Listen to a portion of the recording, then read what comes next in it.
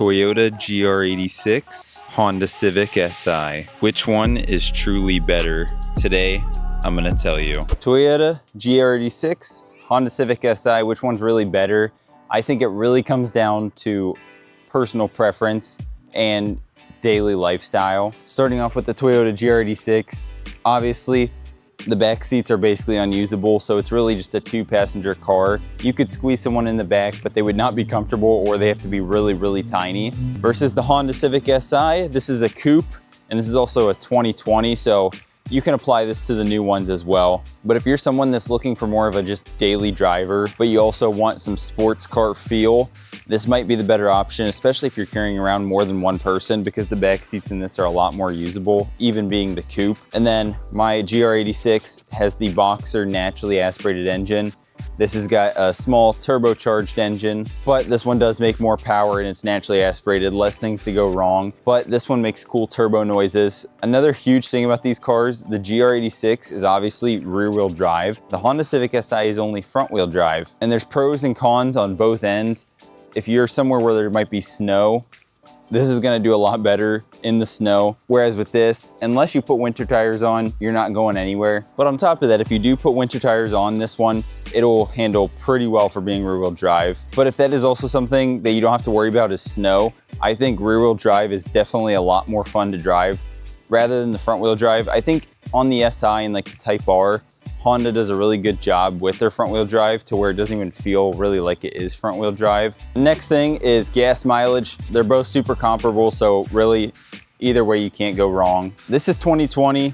The infotainment system is pretty outdated, but if we compare it to a new Honda Civic Si, the infotainment system is gonna destroy the GR86 because this has got that Toyota Subaru infotainment system, which is like not that great. You still have wired CarPlay. Everything kind of looks outdated, but once again, you don't buy this car because you care about the infotainment system. And we just got the aesthetics of it. I think the GR86, the Honda Civic Si looks really good, but I think the GR86 looks better, especially in this specific blue color. It looks absolutely phenomenal. But out of all the SIs recently, I think this one definitely looks the best, because with the new SIs, they haven't really done too much to them to make them stand out. And going back to the space, you got the trunks. We recently actually just tested this, and once again, this is on this specific car, but we tested this. So I bought a lawnmower, a push mower, and there was no way I was gonna ever fit that in here.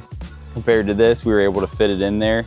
So if you ever carry around big things, the GR86 might not be the best. And then just comfortability, I think they're also extremely close with these two. I've ridden in both, I've driven both. They're both super comfortable, they both feel super fun to drive. I feel like the GR86 seats are a little bit better than the Si seats, but you still get like the bucket seats that hold you in super nicely. And then this one's a premium trim as far as audio goes. I think the GR86 sounds a little bit better with their speakers compared to the Honda Civic Si, but it is not that big of a difference. So if that's something you care about, I wouldn't hold that to me too much. So in reality, when it comes to a family guy or a guy who really is focused on a daily driver overall, the Honda Civic Si is probably the safer route to go if you just want a little splash of sportiness. But if you're wanting to go all in with a true driver's car, maybe a weekend car, a summer car, and it's maybe just yourself or one other person, you can't go wrong with the GR86. I drive it every day and it's an absolute blast, but it is just me and I don't carry around that much stuff, so it works perfect for me. But for someone else that has anyone else with them and it's not just you, the Si might be the better option if you ever give people rides or anything. So in conclusion, either one's a safe bet. They're both an absolute blast. This one's just more oriented towards a weekend car versus the Si being a very capable daily car.